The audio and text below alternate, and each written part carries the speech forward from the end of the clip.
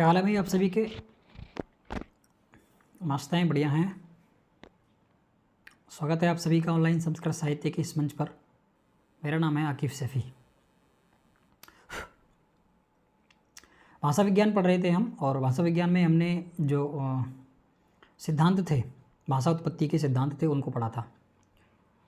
अलग अलग जो विद्वान थे उनके मत हमने देखे थे, तो उनको अब याद कर लेना। ऐसे याद कर लेना कि जैसे 11 सिद्धांत मैंने लिखवाए हैं ना, तो उन 11 के नाम और फिर उसके आगे जो उनके प्रवर्तक आचार्य हैं या जो विद्वान हैं उनका नाम लिख लेना और उसको क्रम से याद कर लेना, ठीक है। तो इससे ज़्यादा नहीं पूछा जाता है। चलिए अब देखते हैं भाषा विज्ञान में अगला टॉपिक आता है हमारा भाषा में परिवर्तन की दिशाएं। क्या डायरेक्शन होती हैं कि भाषा में परिवर्तन आ जाता है, उन डायरेक्शनों को देखने वाले हैं। तो भाषा में परिवर्तन की दिशाएं, ये टॉपिक रहने वाला है। अब देखते हैं क्या है। भाषा में परिवर्तन जो है वो एक स्वाभाविक प्रक्रिया है, स्वभाव से होती है, और ये उसका धर्म भी है भाषा का, परिवर्तित होने का। इस परिवर्तन को ही विकार या विकास कहा जाता है। भाषा में 5 रूपों में यह परिवर्तन देखने को मिलता है। इसीलिए परिवर्तन की 5 प्रमुख दिशाएं मानी गई हैं। 5 प्रमुख दिशाएं कौन कौन सी हैं? पहली है ध्वनि परिवर्तन, दूसरी है शब्द परिवर्तन, तीसरी है पद परिवर्तन, चौथी है वाक्य परिवर्तन, और 5वीं है अर्थ परिवर्तन। अब क्या है ध्वनि परिवर्तन, क्या है शब्द परिवर्तन, क्या है पद परिवर्तन, और क्या है वाक्य परिवर्तन, और क्या है अर्थ परिवर्तन, इसको समझने वाले हैं, ठीक है। यहाँ से प्रश्न आता है तो मिस मत करिएगा, ठीक है। तो सबसे पहले समझेंगे ध्वनि परिवर्तन क्या है। तो मुझे लगता है आप सभी को ध्वनि तो पता ही होंगी, ध्वनि किसे कहते हैं। भाषा की जो सबसे छोटी इकाई होती है ना, उसको हम ध्वनि कहते हैं।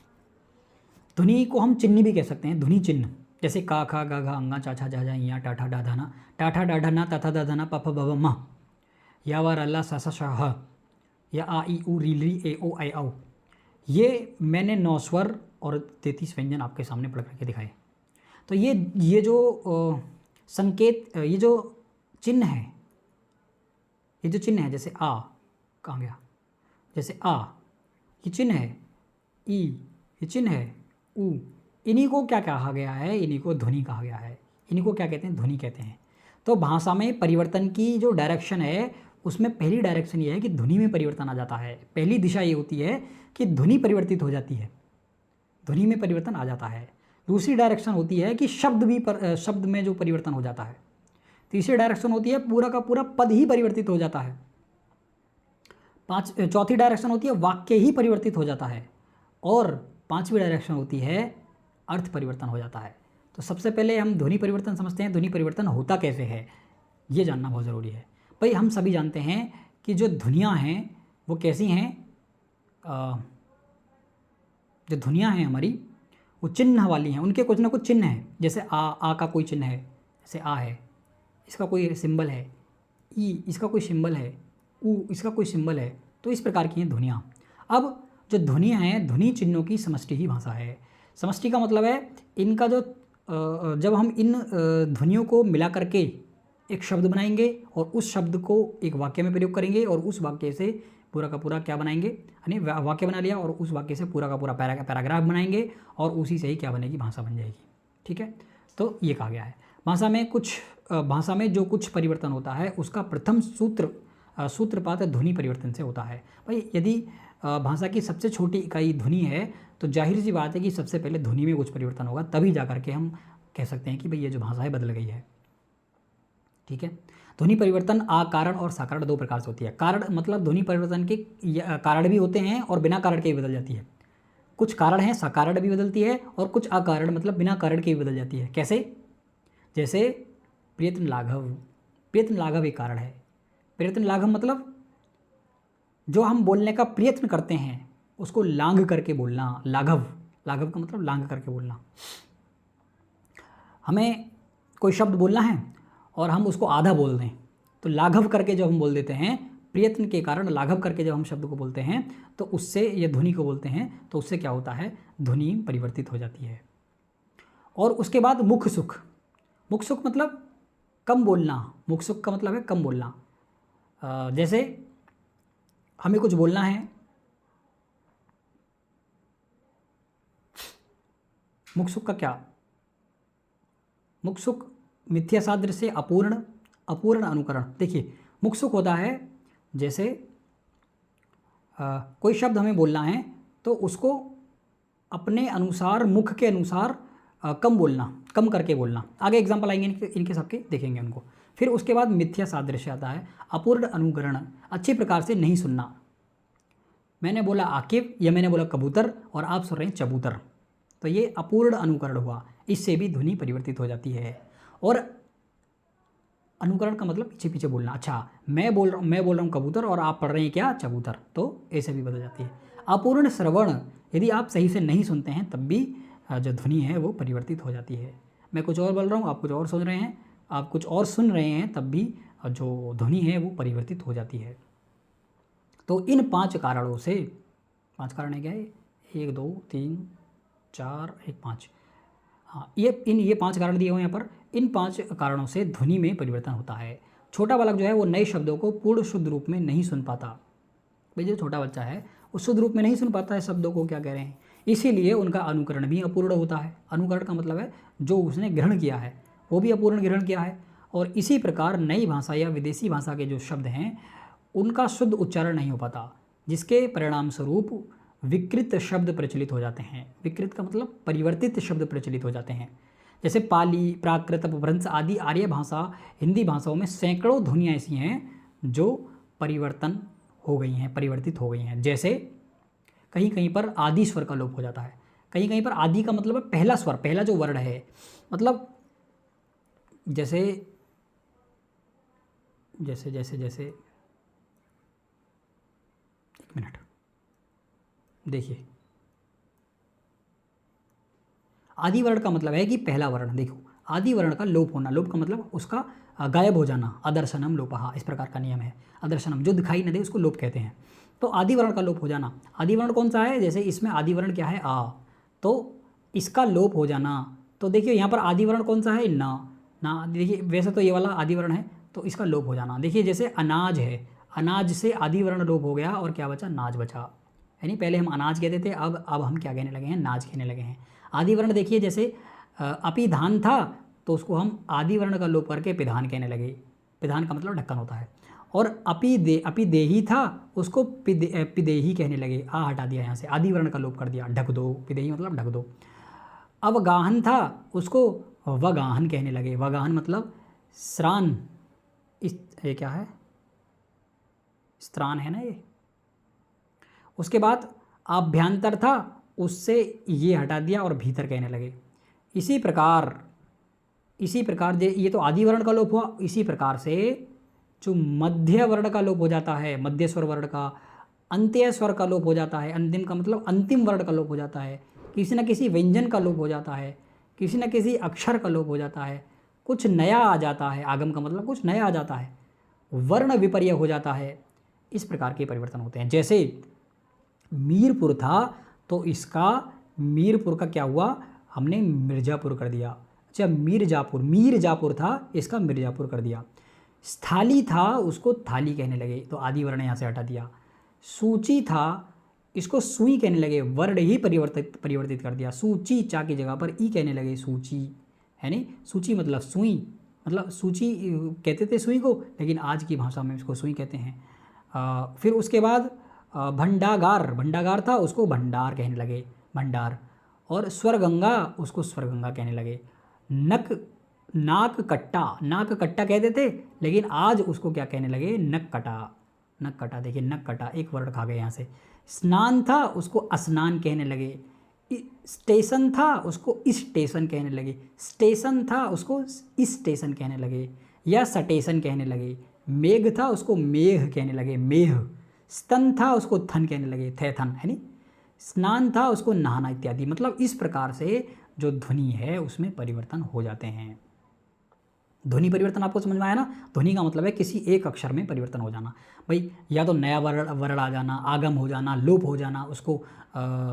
तो ये बहुत सारे परिवर्तन होते हैं। क्या क्या परिवर्तन है वो यहाँ पर हमने देखे हैं। परिवर्तन क्या होते हैं, जैसे मध्य पद का मध्य स्वर लोप हो जाना, अंत्य स्वर लोप हो जाना, व्यंजन का लोप हो जाना, कोई अक्षर वहाँ से उड़ जाना, कुछ नया करके बैठ जाना, वर्ण विपर्य हो जाना। तो ये हैं। इसके अलावा हमने यहाँ पर देखा था स्वर आदि का, आदि स्वर वर्ण का लोप हो जाना, आदि स्वर का लोप हो जाना, तो ये इस प्रकार से ध्वनि में परिवर्तन आ जाते हैं। लगता है चीज़ें समझ में आई होंगी। उसके बाद शब्द में परिवर्तन हो जाते हैं। शब्द में कैसे परिवर्तन होते हैं उसको समझेंगे। देखो शब्द में कैसे परिवर्तन होते हैं भाई, अनेक ध्वनियों के समन्वय से शब्द बनता है। मतलब जब 2 3 4 5 ध्वनि मिल करके क्या बनाती हैं, एक शब्द बनाती हैं, और सार्थक ध्वनि समूह को ही शब्द कहते हैं। शब्द किसी को भी शब्द नहीं कहते। जैसे मैं बोलूँ काचा टाटा पा, मैंने ऐसा बोला काचा टाटा पा, तो ये कोई शब्द थोड़ी है, नहीं कोई इसका अर्थ है। अगर मैं का माला ऐसा बोलता हूँ, का माला कमल, तुरंत कमल बोलते ही मेरे मस्तिष्क में एक कमल रूपी आकृति मेरे मस्तिष्क में बन जाती है, कमल रूपी अर्थ मेरे मस्तिष्क में प्रकट हो जाता है। ठीक है, तो वो कैसी है, सार्थक ध्वनि है। कमल में जो 3 वर्णों का समूह है ये कैसे सार्थक है।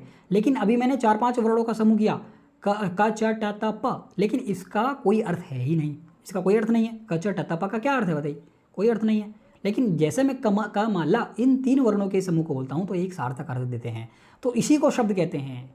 किसी भी मतलब 2-3 ध्वनियों को, 4-5 ध्वनियों को मिला करके आप कुछ बना ले, वो शब्द नहीं कहा जाएगा। शब्द कहा जाएगा जिसको सुनते ही आपके मन में उसकी आकृति बन जाए, उसका कोई अर्थ आपको बोध होने लग जाए, तो उसको शब्द कहते हैं। जिस प्रकार ध्वनियों में परिवर्तन से भाषा में परिवर्तन होता है, उसी प्रकार ऐसा कह रहे हैं कि जिस प्रकार ध्वनि ऊपर हमने देखा, ध्वनि में परिवर्तन हुआ और भाषा में परिवर्तन हो गया, उसी प्रकार शब्दों में परिवर्तन से भी भाषा की दिशा का संकेत मिलता है।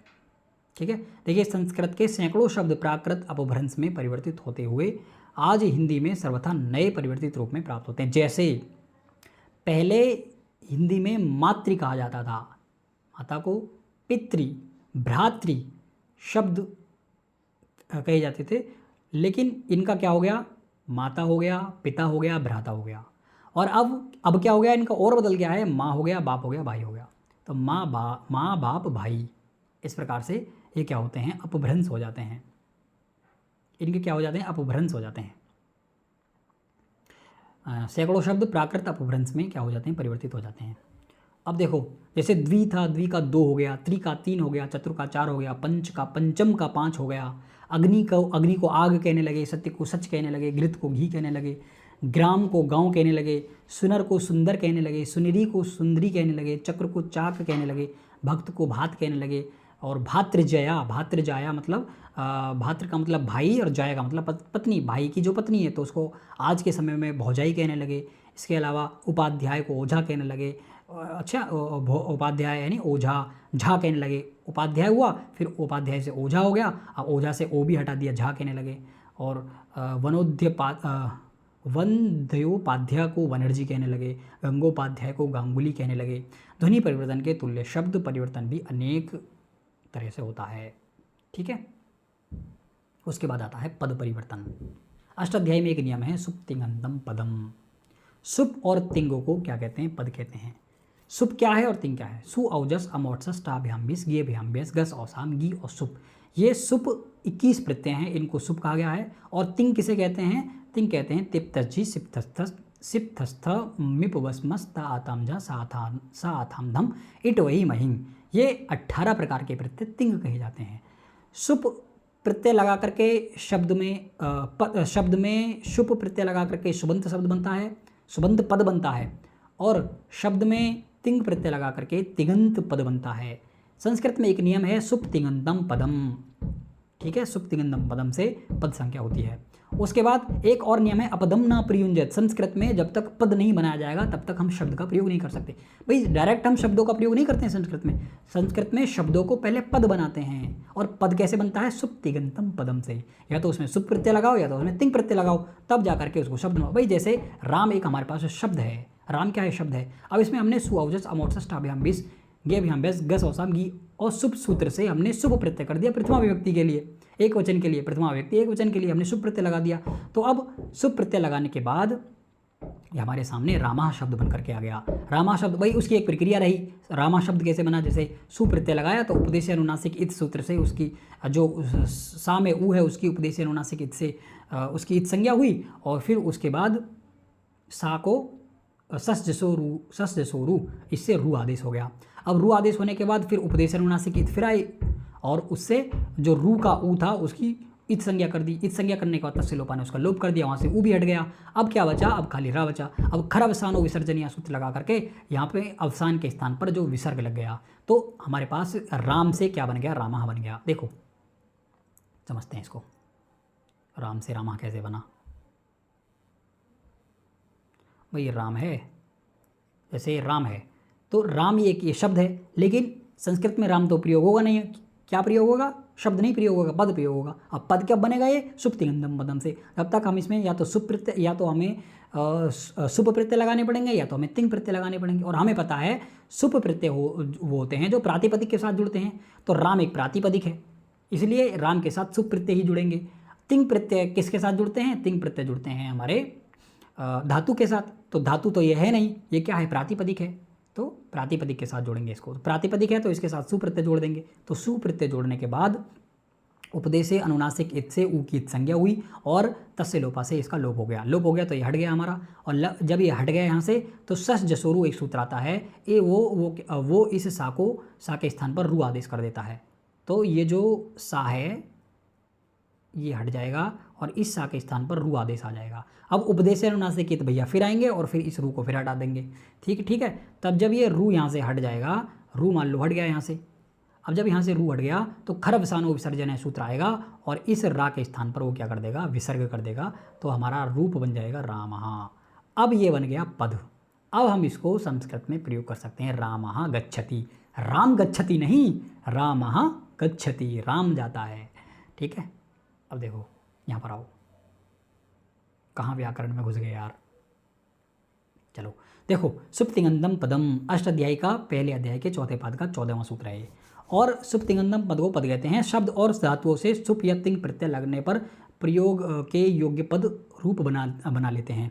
अपदम न प्रयुंजत, ये मैंने नियम को बताया था कि जो अपद है उसको प्रयोग नहीं कर सकते हैं संस्कृत में। संस्कृत में पद बनाए बिना शब्द या धातु का प्रयोग नहीं हो सकता है। अतः सुबंत और तिगंत रूप में होने वाले परिवर्तन को पद परिवर्तन कहते हैं। इन्हें रूप परिवर्तन भी कह सकते हैं। ठीक है, रूप में परिवर्तन आ जाता है। संस्कृत, पाली और प्रकृत में शब्द रूप और धातु रूप संयोग अवस्था में है, परंतु हिंदी में ये वियोग अवस्था में है। संयोग का मतलब है एक जगह जुड़े हुए, इनके प्रकृति प्रत्यय आपस में मिले हुए हैं। जैसे देखो रामः, रामः, देखिए संयोग और वियोग समझते हैं। देखो जो पाली है और संस्कृत है, जो पाली है प्रकृत है, इनमें जो शब्द रूप और धातु रूप संयोग अवस्था में है। संयोग अवस्था होती है एक साथ मिलकर के रहने की अवस्था। जैसे मैं बोलता हूँ रामः गच्छति, रामः गच्छति, मैंने ऐसे बोला रामः गच्छति। अब यदि मैं इसको हिंदी में बोलूँ तो इसको मैं हिंदी में कैसे बोलूँगा, राम जाता है, ऐसा हो गया। तो यहाँ पर ये संयोग है, संयोग से बने हुए हैं, लेकिन मैंने यहाँ पर इसको वियोग कर दिया, इनका वियोग कर दिया, इनको अलग अलग करके लिख दिया। इनकी जो विभक्ति है ना, जैसे रामः, इसमें प्रथमा विभक्ति लगी हुई है, तो रामः राम जाता है, इससे विभक्ति से हमें पता चलता है कि राम जो है वो जाता है। तो ये होती है वियोगात्मक और ये होती है संयोगात्मक। आगे जब इनके भेद आएंगे ना तब इनको समझेंगे। वो आएंगे ना, देखिए इसमें वो लगे हुए हैं ना हमारे भाषा, अरे वो हैं तो सही यार, चलिए देखेंगे अभी जो भी है। अब देखो इसमें कहा गया है कि पाली और प्रकृत में शब्द रूप और धातु रूप संयोग अवस्था में है, परंतु हिंदी में ये वियोग अवस्था में है। अभी मैंने आपको बताया इसको करके। वर्तमान आर्य भाषा बंगला, मराठी, गुजराती, पंजाबी आदि में भी वियोग अवस्था में प्रचलित हैं। रामः गृहं गच्छति, देखो यहाँ पर लिखा हुआ भी है रामः गृहं गच्छति। अब इसमें देखिए राम घर को जाता है, कितने शब्द हैं, 1 2 3 4 5, और इसमें कितने 1 2 3, इन 3 से ही काम चल गया। लेकिन यहाँ पर 5 शब्द बोलने पड़े। 5 शब्द इसलिए बोलने पड़े क्योंकि ये रामः का जो ये यहाँ पर प्रथमा विभक्ति लग रही है, इससे पता चलता है कि राम जाता है और राम अकेला है नहीं, राम अकेला है इसलिए जाता है। और ये जो ग्रहम में ये जो यहाँ पर बिंदी लगी हुई है, इसमें द्वितीय विभक्ति लग रही है, तो इससे पता चलता है कि राम जो है वो घर को जाता है, घर जाता है, घर को जाता है। ठीक है, इससे पता चलता है। तो ये तो हो गया संयोग की भाषा, एक जगह मिली हुई, और ये होगी वियोग की भाषा। ठीक है। अब देखो संस्कृत में 3 पद हैं, परंतु हिंदी में कितने हैं? ये 5 पद हो जाते हैं। हिंदी में कारक चिन्ह और क्रिया चिन्हों का स्वतंत्र सत्ता स्वीकार की जाती है। मतलब जो हिंदी है उसमें कारक अलग लगेगा, क्रिया अलग लगेगी, सब अलग अलग होकर के लिखता है। लेकिन जो संस्कृत है उसमें इनको मिला करके लिखा जाता है। जैसे भूमौ बालका शेते, भूमि पर बालक सोता है, यानी यह सो रहा है। श्यामः फलम आखादयत, शाम ने फल खाया। और इन स्थानों पर कारक चिन्हों और क्रिया चिन्हों में परिवर्तन के कारण भाषा में पद परिवर्तन की दिशा सूचित होती है। इससे पता चलता है कि पद में परिवर्तन हो जाता है। चौथा जो कारण है वो है वाक्य परिवर्तन। वाक्य में भी परिवर्तन हो जाता है। वाक्य में कैसे परिवर्तन होता है? तो देखिए वाक्य में कैसे परिवर्तन होगा। पदों के संयोग से वाक्य बनते हैं। जैसे ध्वनि के संयोग से शब्द बनते हैं, उसी तरह से पदों के संयोग से क्या बनते हैं? वाक्य बनते हैं। संस्कृत में वाक्य रचना परिष्कृत एवं व्यवस्थित है। परिष्कृत है और कहती है व्यवस्थित है। अतः किसी भी पद को आगे पीछे कर करके हम लिख सकते हैं, जिससे उसके अर्थ में कोई परिवर्तन नहीं होता है। जैसे जैसे जैसे जैसे मैं बोलता हूँ रामः रामः गृहं गच्छति, गच्छति, रामः गृहं गच्छति। अब या तो इसको तुम ऐसे लिख लो रामः गृहं गच्छति, या फिर इस राम को बीच में लिख लो। राम को बीच में लिख करके कैसा बनेगा? गृहं रामः गच्छति। या फिर इस गृह को आगे ले आओ, गृहं रामः गच्छति, ऐसे बोल दो। गच्छति पहले ले आओ। मतलब कहने का मतलब यह है कि यदि तुम इनके पदों को परिवर्तित भी कर दोगे ना, तब भी इसके अर्थ में कोई परिवर्तन नहीं होगा, क्योंकि इसका एक एक अर्थ अपने आप में स्वतंत्र है। एक एक जो शब्द है वो अपना अर्थ बताता है। ठीक है। देखिए स्थान परिवर्तन करते ही उनके अर्थ में अंतर आ जाता है। हिंदी में ऐसी चीज़ें हैं। ठीक है ना। किसमें? अन्य भाषा जो हैं, अन्य भाषा हिंदी हुई, अंग्रेजी हुई, इसके अलावा और भी जो भाषाएं हैं उनमें हम थोड़ा भी इधर कर्ता क्रिया को इधर उधर कर देंगे तो उसके अर्थ में क्या आ जाता है? परिवर्तन आ जाता है। जैसे इसका भी एग्जाम्पल है। देखिए इसका एग्जाम्पल यहाँ पर है। ठीक है, यहाँ पर एग्जाम्पल देखते हैं। पहले संस्कृत का एग्जाम्पल दिया। देखिए रामः पुस्तकम पठति, राम पुस्तक पढ़ता है। अब इसको तुम 3 प्रकार से घुमा के लिख लो। पुस्तकम रामः पठति ऐसा बोल दो, या पठति रामः पुस्तकम ऐसा बोल लो, या पठति पुस्तकम राम ऐसा बोल लो। कुछ भी करके बोल लो, इसमें परिवर्तन नहीं होगा। लेकिन राम पुस्तक पढ़ता है नहीं। अब इसमें देखो, यदि हम इसमें कुछ भी चेंज कर देंगे, राम पुस्तक पढ़ता है, तो इसका अर्थ जो है परिवर्तित हो जाएगा। पुस्तक राम पढ़ता है, ये अलग अर्थ हो गया। पढ़ता है राम पुस्तक, ये अलग हो गया। मतलब ये तो वाकई नहीं बना कुछ। तो इस प्रकार से है। देखिए इसको अच्छी तरह से यहाँ से समझा जा सकता है। जैसे हिंदी में हम कहते हैं, जैसे शेर आदमी खाता है। शेर क्या खाता है? शेर आदमी खाता है। ये एक सेंटेंस है। लेकिन अगर हम इसको बदल देते हैं, आदमी शेर खाता है, तो इसका अर्थ बदल गया। यहाँ पर देखो इन दोनों वाक्यों में अर्थ पूर्णतः बदल जाता है। प्रथम वाक्य में खाई जाने वाली वस्तु आदमी है, और दूसरे वाक्य में स्थान परिवर्तन से आदमी के द्वारा शेर खाया जाता है। मुझे लगता है चीज़ें आपको समझ में आ रही होंगी। यही स्थिति अंग्रेजी में भी है। अंग्रेजी के साथ भी भाई वो कौन से ज़्यादा कर्ता धर्ता हैं, वो भी ऐसे ही हैं भाई। उनमें यदि कर्ता क्रिया कर्म इत्यादि को बदल दिया जाता है तो उनके जो अर्थ हैं वो परिवर्तित हो जाते हैं। जैसे यहाँ पर इसका अंग्रेजी का भी एग्जाम्पल दिया है। जैसे राम किल्स रावणा, राम ने रावण को मारा। ठीक है। और यदि हम इसको बदल देते हैं रावणा किल्स राम, यदि हम ऐसे करते हैं तो रावण राम को मारता है, ऐसा हो गया। यानी दोनों मतलब एक दूसरे के विपरीत हो गए सेंटेंस। अब तीसरी जो डायरेक्शन थी भाषा को बदलने की, वो कौन सी थी? अर्थ परिवर्तन थी। सॉरी, 5वीं, यानी अर्थ परिवर्तन। अर्थ में कैसे परिवर्तन होता है वो देखते हैं। अर्थ परिवर्तन के द्वारा भी भाषा में परिवर्तन की दिशा का बोध होता है। प्रायः देखा जाता है कि जो शब्द मूल रूप में जिस अर्थ के बोधक थे, वे कालांतर में अपने मूल अर्थ को छोड़कर दूसरे अर्थ में प्रयुक्त होने लगे। कहीं पर अर्थ में विस्तार होता है। देखिए अर्थ परिवर्तन 2 प्रकार से कहा गया है। अर्थ परिवर्तन कितने प्रकार से है? 2 प्रकार से है। देखिए अर्थ परिवर्तन पहला है, कहीं पर अर्थ में विस्तार होता है और कहीं पर अर्थ में संकोच आ जाता है। ये इंपॉर्टेंट है, ध्यान रखना, लिख लेना इसको कॉपी में अपनी में। कई बार प्रश्न आया यहाँ से, कई बार। ठीक है। देखो अब दोनों के एग्जाम्पल देंगे। देखो दोनों के एग्जाम्पल किसके? जैसे कहीं पर अर्थ में विस्तार आता है उसका एग्जाम्पल है। देखो अर्थ विस्तार के क्या उदाहरण हैं? देखिए, अर्थ विस्तार, अर्थ संकोच, अर्थ आदेश कहा जाता है। ठीक है ना, तीन प्रकार से। अच्छा, तीन प्रकार से कहे तो कहीं कहीं पर अर्थ विस्तार होता है, कहीं पर अर्थ संकोच होता है, और कहीं पर अर्थ का आदेश हो जाता है, अर्थ आदेश हो जाता है। जैसे जैसे देखो, सबसे पहले बात की थी इन्होंने अर्थ के विस्तार की, तो पहले एग्जाम्पल भी अर्थ के विस्तार का देंगे। अर्थ के विस्तार का एग्जाम्पल दिया गया है। देखो, जैसे कुशल शब्द का मुख्य अर्थ था कुशों को काटने की योग्यता जिसमें है। कुशों को काटने की योग्यता जिसमें होती थी उसको कुशल कहा जाता था। कुछ छेदन में चरुता एवं सावधानी की आवश्यकता थी, अतः बाद में कुशल शब्द चतुर का पर्यायवाची हो गया। अब कुशल उसको कहने लगे जो व्यक्ति चतुर है। तो ये देखिए यहाँ पर कितना बड़ा अर्थ था इस कुशल का, लेकिन इसको छोटा कर दिया। कुशल को किस अर्थ में आ गया? ये चतुर के अर्थ में आ गया। तो ये क्या हुआ? अर्थ का संकोच हो गया। अच्छा, ये अर्थ के संकोच का उदाहरण दिया ये वाला किसका उदाहरण? अर्थ के संकोच का है। तो ध्यान रखना, अर्थ का संकोच लिखना, एक तरफ लिखना अर्थ का संकोच, एक तरफ लिखना अर्थ का विस्तार, और एक तरफ लिखना अर्थ का आदेश, और तीनों के एग्जाम्पल लिखना। अब जैसे यहाँ पर संकोच का एग्जाम्पल है तो उसके नीचे ये वाला एग्जाम्पल, जैसे कुशल का हो गया चतुर, ऐसे लिख लो। ठीक है। इसी प्रकार प्रवीण का मुख्य अर्थ था, प्रवीण किसको कहते थे? पहले प्रवीण किसको कहते थे? प्रकृष्ट वीणायाम, यानी वीणा बजाने में जो चतुर होता था उसको क्या कहते थे? प्रवीण कहते थे। परंतु अर्थ विस्तार से अब चतुर अर्थ का ही बोधक है। यहाँ पर अर्थ विस्तार हो गया।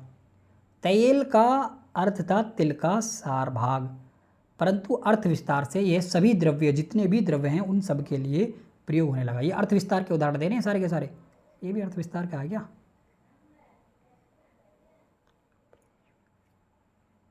चतुर, यहाँ पर तो संकोच हुआ है ना, अर्थ संकुचित हुआ है यहाँ पर।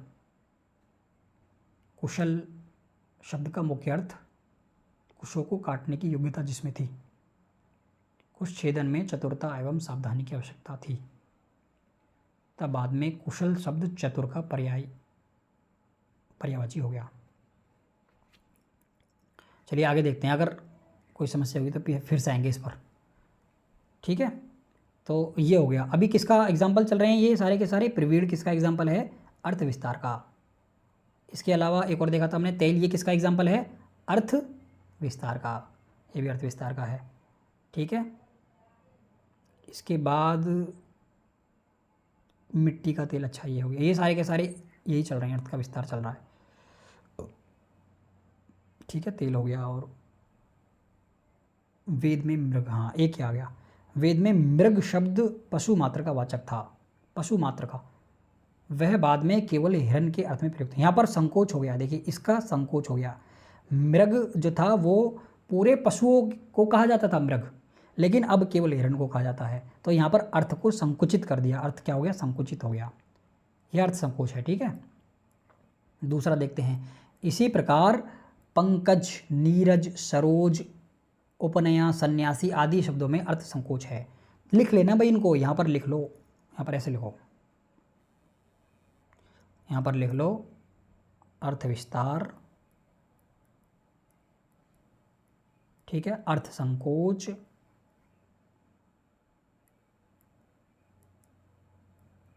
और अर्थ आदेश। यहाँ पर अर्थ आदेश लिख लो। अब इसमें ऐसे काढ़ो और यहाँ पर लिखो अर्थ का विस्तार कैसे हुआ? यहाँ पर संकुचित रूप और यहाँ पर विस्तृत रूप, यहाँ पर संकुचित रूप, यहाँ पर विस्तृत रूप, यहाँ पर संकुचित रूप, यहाँ पर विस्तृत रूप, ऐसे ही इसको लो। ये क्या है? अर्थ संकोच। यहाँ पर पहले विस्तार का शब्द था, फिर उसको संकुचित कर दिया गया। यहाँ विस्तृत रूप, यहाँ संकुचित रूप, यहाँ विस्तृत रूप, यहाँ संकुचित रूप, ऐसे ही यहाँ पर अर्थादेश। मतलब ये दोनों ज़्यादा मुख्य पूछे जाते हैं, इनको देखना। ठीक है, ये अर्थ संकोच है, अर्थ संकोच है। वेद में पत धातु का उड़ना अर्थ था, अब गिरना अर्थ हो गया है। ये क्या है? अर्थादेश है।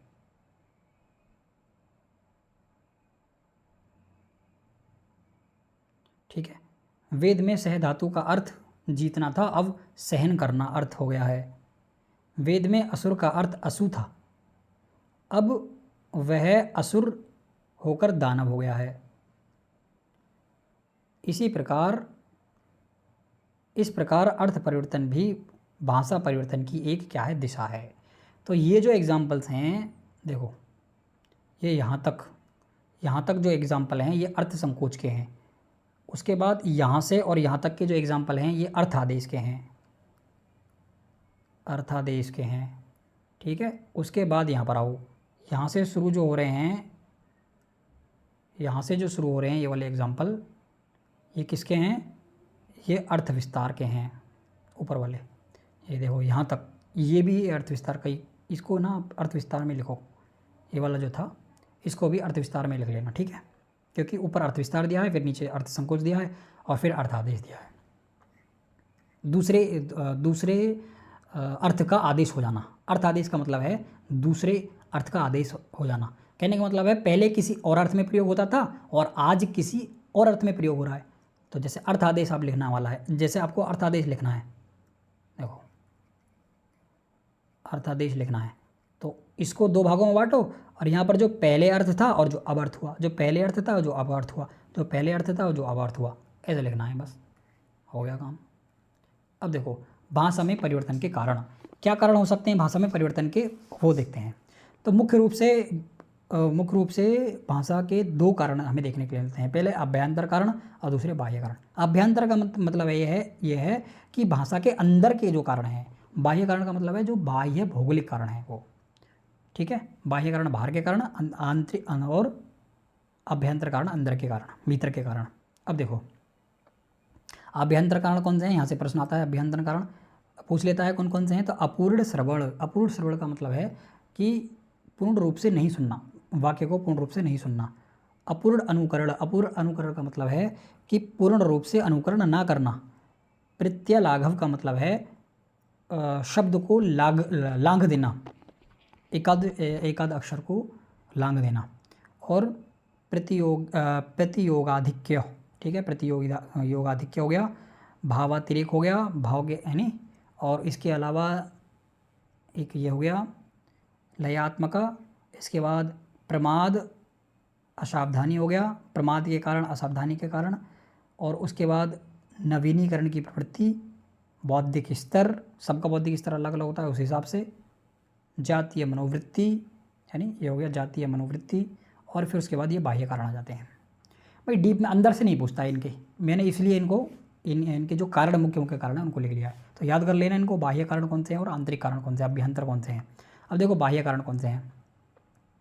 बाह्य कारण हैं जैसे भौगोलिक प्रभाव, ऐतिहासिक प्रभाव, सांस्कृतिक प्रभाव, धार्मिक प्रभाव, व्यक्तिक प्रभाव, इसके अलावा सामाजिक प्रभाव, यानी साहित्यिक प्रभाव, वैज्ञानिक प्रभाव, सभ्यता का प्रभाव, सादृश्य, मिथ्या।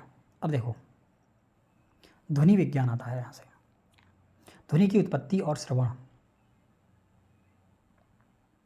ध्वनि विज्ञान समझते हैं यहाँ से। देखिए भारतीय भाषा शास्त्रियों का मत क्या है। ध्वनि शिक्षा के प्रसंग में आचार्य पाणिनि ने ध्वनि की उत्पत्ति के विषय में अपना मत निम्नलिखित रूप से प्रस्तुत किया है। ध्वनि कैसे पैदा होती है उसके विषय में बता रहे हैं। तो जो आचार्य पाणिनि हैं वो ध्वनि कैसे पैदा होती है उसके विषय में बता रहे हैं। वो कहते हैं कि आत्मा बुद्धिया होगा यार, यहाँ पर ये बुद्धिचा नहीं होगा, आत्मा बुद्धिया समेति अर्थान। आत्मा जो है वो बुद्धि से अर्थों को समेटती है, समेटती है। मनोयुक्ते, मन को युक्त करती है। विवक्षाया, बोलने की इच्छा से। मनः, जो मन है वो कायाग्नि जो है हमारे अंदर की, जिसको जठाग्नि कहते हैं, वो हंति, उसको धक्का मारती है। किसको? मन को।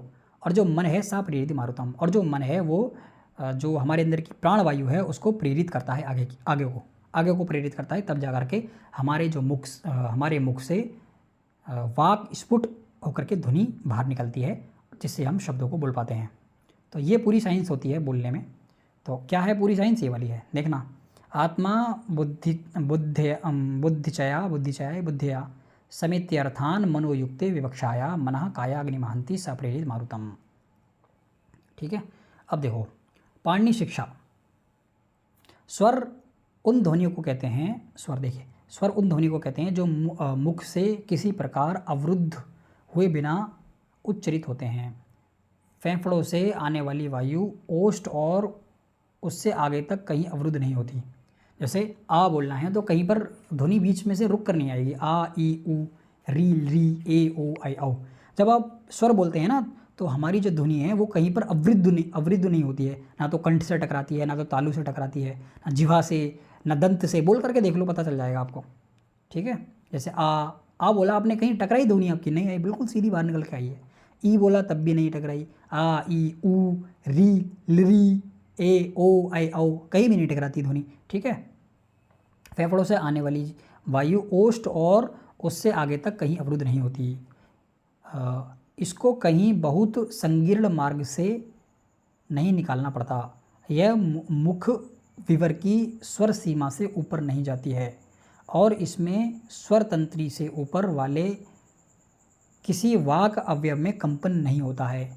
यह साधारणतया घोष ध्वनि होती हैं, परंतु ऐसा अनिवार्य नहीं है। व्यंजन ध्वनि कौन सी होती हैं? व्यंजन ध्वनि वे ध्वनि होती हैं जिनके उच्चारण में फेफड़ों से आने वाली वायु स्वर तंत्री या मुख मार्ग में कहीं पूर्णतया रुक जाती हैं। जैसे का बोलेंगे तो कंठ से छू करके निकल रही है एकदम से, का। ख बोल रहे हैं कंठ से छू करके निकल रहा है, तो कहीं ना कहीं मुख के अवयवों को छू करके निकलती है नहीं? तो ये जो ध्वनि होती है इनको व्यंजन कहा जाता है। और निकलती हैं या स्वर तंत्री से ऊपर वाले किसी वाक अवयव में कंपन पैदा करती है। ठीक है,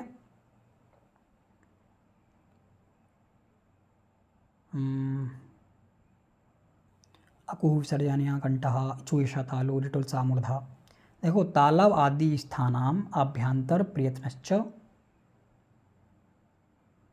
इति एतद् वयम यस्या येन तुल्यम तन्मित्थः सवर्ण संज्ञा स्यातः। सवर्ण संज्ञा, अच्छा, सवर्ण संज्ञा स्यातः।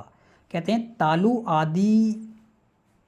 तालु आदि जो स्थान है, तालु आदि स्थान है मतलब कंठ, तालु, मूर्धा, दंत, ओष्ठ, ये हैं।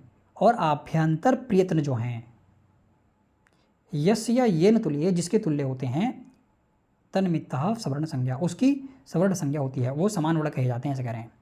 अब देखो, अकु विसर्जनीय कंठः, आ और कुवर्ग, आ कुवर्ग और हा और विसर्ग, ये जो ध्वनियाँ हैं कहाँ से निकलती हैं? कंठ से निकलती हैं। ई चवर्ग, देखिए यहाँ पर पूरा लिख ही देता हूँ मैं, आ और पूरा का वर्ग यानी का, खा, गा, घा, अंगा, और इसके अलावा ये विसर्ग, और इसके अलावा विसर्जन, हाँ, ये इन सबका उच्चारण। और एक हा, अकूह, अकूहा, ये वाला हा रह गया, एक है हा। तो इनका जो उच्चारण स्थान है वो क्या है? कंठ है। समझ में आया? अब उसके बाद देखो, उसके बाद देखते हैं इस वाले का, ई और च वर्ग। च वर्ग मतलब च, छ, ज, झ, या, और उसके बाद या, और उसके बाद श। इन वर्णों का जो उच्चारण स्थान है वो क्या है? तालु। और फिर उसके बाद अगला देखो, री, री, री टू वर्ग यानी ट, ठ, ड, ढ, अड़, ट, ठ, ड, ड, ट, ठ, ड, ड, ठीक है। इसको क्या कहेंगे? मूर्धा। ठीक है, इनका जो उच्चारण स्थान है, हाँ, इसमें और रह गया ना, देखो, ट वर्ग पूरा, तो री और ट वर्ग, री और ट वर्ग पूरा, ट वर्ग पूरा, और ट वर्ग पूरा के बाद ये श, हाँ, ये जो हैं इनका उच्चारण स्थान क्या है? मूर्धा। उसके बाद यहाँ पर आओ, ल त वर्ग यानी ल, त, थ, द, ध और न, उसके बाद सा। इनका जो उच्चारण स्थान है, इनका उच्चारण स्थान क्या है? दंत है। फिर उसके बाद उ, फिर उसके बाद प, फ, ब, भ और म। इसके अलावा उपधमानियाँ, इसके अलावा क्या? उपधमानियाँ, ये लिखा नहीं जा रहा सही, उपधमानियाँ, इनका जो उच्चारण स्थान है वो क्या है? ओष्ठ। अब उसके बाद देखो, उसके बाद या, फिर उसके बाद मा, फिर उसके बाद ङा, फिर उसके बाद णा, फिर उसके बाद ना। इनका उच्चारण स्थान क्या है? इनका उच्चारण स्थान नासिका भी है। नासिका च, नासिका च का मतलब है नासिका भी। इनका उच्चारण स्थान नासिका भी है। जैसे देखो, इसका उच्चारण स्थान क्या है? यहाँ का काका गगा ङा, चाचा चाचा यहाँ, यानी इसका जो उच्चारण स्थान है तालु है। तालु देखो, फिर से देखो, ये जो यहाँ है ये तालु वाले में आता है, तवर्ग में आता ना, ताता दादा यहाँ तवर्ग में आता ना, इचु ऐसा नाम तालु, ई च वर्ग में आता है, सॉरी किस में आता है? च वर्ग में, च वर्ग में आता ना, चाचा जाजा यहाँ, चाचा जाजा यहाँ। तो इसका उच्चारण स्थान तालु हुआ एक तो, और इसके साथ साथ क्या हुआ? नासिका च, नासिका से भी इसका उच्चारण स्थान होता है। तालु के साथ साथ हम इसका उच्चारण स्थान उसका उच्चारण किससे करते हैं? नासिका से करते हैं। उसके बाद जैसे माँ है, पापा बाबा माँ, ये पवर्ग, पापा बाबा माँ, ये जो माँ है इसका उच्चारण स्थान किससे करते हैं? पवर्ग का जिससे करते हैं उपदमानिया, यानी इस उपदमानिया ओष्ठ पवर्ग, इसका उच्चारण स्थान क्या है? ओष्ठ और नासिका, मतलब नासिका सबके साथ जोड़ना है, ये मानो। ये सारे के सारे जो वर्ण हैं ये वर्गों के अंतिम वर्ण हैं सारे। जो वर्ग है ना, काका गगा अंगा, अंगा देखिए रहा, काका गगा अंगा, ये इसका कंठ होगा, कंठ के साथ साथ नासिका होगा। इसका ये जो अंगा है इसका कंठ होगा, और कंठ के साथ साथ क्या होगा? नासिका होगा। और ये अड़ा हो गया, अड़ा होता है हमारा भाई, कौन कौन से वर्ग हैं? कु, चो, टो, थू और पू, ये हैं। तो काका गगा अंगा, चाचा जाजा इया, टाटा डाढ़ाना, ताता दादाना, पापा बाबा माँ, ठीक है। तो इनके जो उच्चारण स्थान है वहाँ पर ना अड़ा आएगा, काका गगा अंगा, चाचा जाजा इया, टाटा डाढ़ाना। तो टा वाला जो है ना, ये वाला, इसमें अंतिम जो वर्ण है ये वाला अड़ा, ठीक है। अंतिम वर्ण कौन सा है? ये वाला अड़ा। तो अंतिम वर्ण है रणा, तो इसका उच्चारण स्थान क्या होगा? टवर्ग का मूर्धा, इसका क्या होगा? मूर्धा, और मूर्धा के साथ साथ क्या होगा? नासिका। समझ में आ रहा है? अरे समझ में तो आ रहा होगा। अब उसके बाद क्या रह गया? उसके बाद क्या रह गया? देखो, ये हो गया,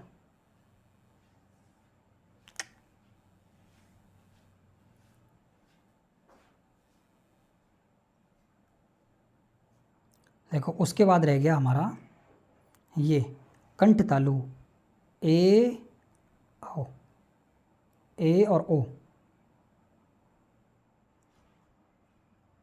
ए दाउत, ए और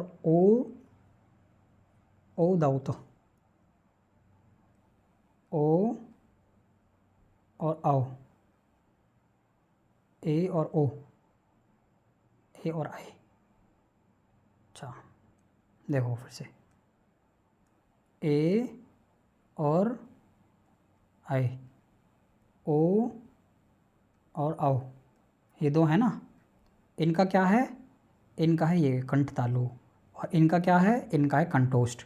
और ये जो वाह बचा, वाह, खाली एक वाह बच गया, वाह का नहीं आया ऊपर से नीचे तक कहीं भी, तो वकार का क्या है? दंतोष्ठ, दांत और ओष्ठ, ठीक है।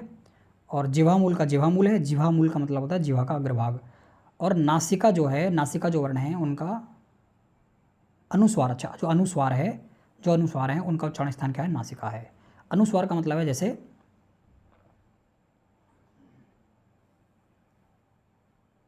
अनुस्वार,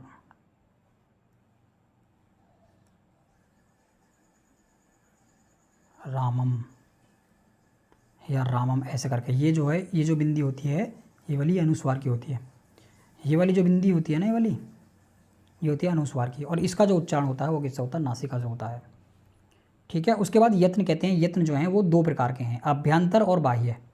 आद्यांतर जो हैं वो 5 प्रकार के हैं, जैसे स्पृष्ट, ईशित स्पृष्ट, ईशित विवृत, ईशित विवृत, विवृत और संवृत के भेद से कितने प्रकार के हैं? 5 प्रकार के। देखो 1 2 3 4 और 1 5, 5 प्रकार के हो गए। फिर से देखो पंचधा 5 प्रकार के हैं, स्पृष्ट 1, ईशित स्पृष्ट, ईशित स्पृष्ट 2, ईशित विवृत 3, विवृत 4, संवृत 5। ठीक है, तो ये 5 प्रकार के हो गए। तत्र तत्र स्पृष्टम प्रयत्नम स्पर्शानाम, जो स्पष्ट हैं स्पृष्ट हैं उनको मतलब जो स्पर्श हैं वो कौन से हैं, स्पृष्ट कहे गए हैं। स्पर्श वर्ण जो हैं वो सारे के सारे स्पृष्ट कहे गए हैं। फिर उसके बाद ईशित स्पृष्ट जो हैं वो कौन से हैं, अंतस्थ वर्ण हैं। अंतस्थ मतलब यावर अला।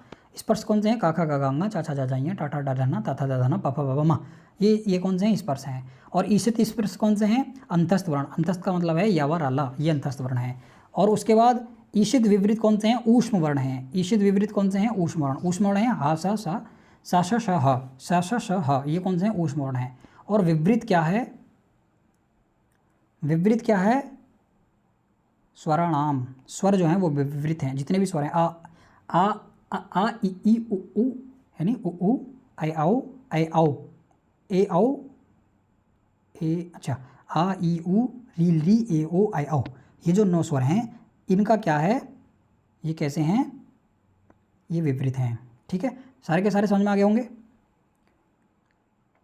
और देखो ह्रस्व स्वर वर्णस्य या प्रयोगे संवृतम। ह्रस्व स्वर जो है, ह्रस्व स्वर मतलब जो आ है, छोटा आ, ये ह्रस्व आ जो है ये प्रयोगे संवृतम, प्रयोग में तो संवृत है लेकिन प्रक्रिया दशायाम तो विवृतम एवं। प्रक्रिया दशा में ये इसका जो स्थान होता है वो क्या होता है, विवृत। मतलब ये कैसा होता है, विवृत होता है, स्थान नहीं विवृत हो जाता है ये। फिर उसके बाद कहते हैं बाह्य प्रयत्न तो एक दशदा, यानी 11 प्रकार का। बाह्य प्रयत्न जो है वो 11 प्रकार का है, जैसे विवार, संवार, श्वास, नाद, अघोष, घोष, अल्पप्राण, महाप्राण, उदात्त, अनुदात्त और स्वरित, ये 11 प्रकार का हो गया। यानी बाह्य प्रयत्न। वो आंतरिक प्रयत्न, यह आंतरिक प्रयत्न था, अभ्यंतर, ये आंतरिक प्रयत्न था यानी अभ्यंतर प्रयत्न था। और ये जो है ये 5 प्रकार का था आंतरिक प्रयत्न, और ये जो है ये 11 प्रकार का, सॉरी ये जो है ये कितने प्रकार का, 11 प्रकार का। 11 प्रकार कौन से हैं, देखो विवार, संवार, श्वास, नाद, अघोष, घोष, अल्पप्राण, महाप्राण, उदात्त, अनुदात्त और स्वरित। कितने हो गए, देखो 11, 1 2 3 4 5 6 7 8 9 10 और ये 11। ठीक है, तो ये 11 प्रकार का हो गया। अब सबको बताएंगे कौन सा है, कौन सा है। देखो खरो विवारहा, श्वासः, अघोषः, जो खर प्रत्याहार है उसके अंदर जितने वर्ण आते हैं वो कौन से हैं, विवार हैं, श्वास हैं और अघोष हैं। जैसे खरो विवारा, खर के आएंगे, खर प्रत्याहार के अंतर्गत वर्ण आएंगे ख ग घ ख, फ चटत कपा, खर है रा आएगा लास्ट तक, तो खफ चटत कप शश श, ये जो वर्ण हैं खर प्रत्याहार के हैं। और ये जितने भी वर्ण हैं ये कैसे कहे गए हैं, ये विवार, श्वास और अघोष कहे गए हैं। और हस संवार, हस प्रत्याहार के अंतर्गत जितने वर्ण आते हैं ह श श स, ये कैसे हैं, नाद हैं, हस संवार। अच्छा हाया वारा ल यामा गाड़ा ना झवा गाड़ा दा जवा गाड़ा दा खाफा चटत कापा श नहीं, देखो हस संवार, हाया वारा लाड़ा यामा गाड़ा ना जवा गाड़ा द, हाँ यहाँ तक जो हैं ये कौन सा होगा, हस प्रत्याहार हो गया। और हस प्रत्याहार के जो वर्ण हैं वो संवार हैं, नाद हैं और घोष हैं। वर्णानाम प्रथम तृतीया पंचमा लड़श्च अल्पप्राणः। ठीक है, यड़ जो है वो अल्पप्राण कहे गए हैं। वर्णानाम, अच्छा वर्गों के पहले, तृतीय और पंचम अक्षर जो हैं वो, और अच्छा देखो वर्णों के वर्णानाम या वर्णाम प्रथम, तृतीय और पांचवा, यानी 135 यड़, 135 यड़ क्या कहे गए हैं, अल्पप्राण। 135 यड़ को क्या कहा गया, अल्पप्राण। और वर्गों के दूसरे, चौथे और सल प्रत्याहार के वर्ण, देखो दूसरे 24, इसको कह सकते हैं हम, इसको कह सकते हैं 24 सल। 24 सल का मतलब है कि वर्ग के दूसरे और चौथे वर्ण, मतलब दूसरा वर्ग पूरा और चौथा वर्ग पूरा, और सल प्रत्याहार के जितने वर्ण हैं, सल प्रत्याहार में आएंगे सा श श ह, ये जो वर्ण हैं ये क्या कहे जाते हैं, ये महाप्राण कहे जाते हैं, ये महाप्राण है। अल्प प्राण का मतलब है कि जिनको बोलने से कम वायु निकलती है या कम अपरेतन करना पड़ता है, उनको अल्प प्राण कहते हैं। और जिनके बोलने से अधिक वायु निकलती है हमारे मुख से, तो उनको महाप्राण कहते हैं। तो महाप्राण में हमने बताया कि दूसरा यानी ख, दूसरा वर्ग, और चौथा, दूसरा और चौथा। चौथा का मतलब देखो कु, चू, टू, तू और पू। तो दूसरा ये रहा और चौथा ये रहा। तो ता, था, दा, धा, जब इनको बोलोगे तो वायु ज़्यादा निकलेगी, लेकिन जब का को बोलोगे का, खा, गा, घा, वायु कम निकलेगी। टा, ठा, डा, ढा, यानी चा, छा, जा, झा। चा को बोलोगे तो वायु ज़्यादा निकलेगी, चा, छा, जा, झा। तो 24 सल और सा, श, शाह, ये जो वर्ण हैं ये कौन से हैं, महाप्राण हैं। फिर उसके बाद कहते हैं कादयो मावसाना स्पर्शा, का से लेकर के माँ के अवसान तक। माँ के अवसान का मतलब, अवसान कहते हैं जहाँ कुछ भी ना हो उसको अवसान कहा जाता है। तो का से क वर्ग से लेकर के माँ के अवसान तक जो वर्ण कहे गए हैं वो स्पर्श हैं। जैसे का, खा, गा, गा, चा, छा, जा, जाइया, टा, ठा, दा, ना, पा, था, दा, ना, पा, बा, मा। तो ये कौन से वर्ण हैं, स्पर्श हैं। और यड़ प्रत्याहार के अंतर्गत जो आते हैं वो अंतस्थ वर्ण आते हैं। यड़ प्रत्याहार के अंतर्गत आते हैं या, व, रा, ला। यड़ प्रत्याहार के अंतर्गत आते हैं या, वा, रा और ला। ये जो वर्ण हैं ये किसके अंतर्गत आते हैं, यण प्रत्याहार के अंतर्गत आते हैं। और सल प्रत्याहार के अंतर्गत जो वर्ण आते हैं उनको ऊष्म कहते हैं। सल प्रत्याहार के अंतर्गत आते हैं सा, श, शाह, सा, श, शाह। इसके अंदर जो वर्ण आते हैं वो ऊष्म कहे जाते हैं, ये ऊष्म है। और अच जो है उनको स्वर कहते हैं। और आ, का, अ और खा, इति काभ्याम, मतलब का और काभ्याम, ये प्राग अर्ध विसर्ग, मतलब इनके आगे जो आपको अर्ध विसर्ग जैसा दिखाई दे रहा है इसको क्या कहा गया है, जिह्वा मूल कहा गया है। और आ, पा और अफ, इति पाभ्याम, इसमें जो पा है इसके प्राग, इसके पहले अर्ध विसर्ग जो आपको दिख रहा है, अर्ध विसर्ग के सादृश्य जो आपको दिख रहा है उसको उपधमानीय कहा गया है। और ये जो अंग और आ, इति अचह, ये जो अच हैं इनके परास्वार, पराव अनुस्वार विंसौ, ठीक है ना, इनके पर में जो है वो अनुस्वार है और इसके पर में जो है वो विसर्ग है, ऐसा कह रहे हैं। देखो परा अनुस्वार विषौ, विषौ मतलब विसर्ग है। इसके पर में तो अनुस्वार है और इसके पर में क्या है, विसर्ग है। आपको विषय समझ में तो आ रहा होगा, नहीं आ रहा है? चलो, वेतन के आधार पर ध्वनि का वर्गीकरण जो है इसको हम कल देखेंगे, ठीक है। तो कल हम विषय अपना यहाँ से शुरू करेंगे। जिस किसी को भी कक्षा अच्छी लगी हो वो कक्षा को शेयर कर दें।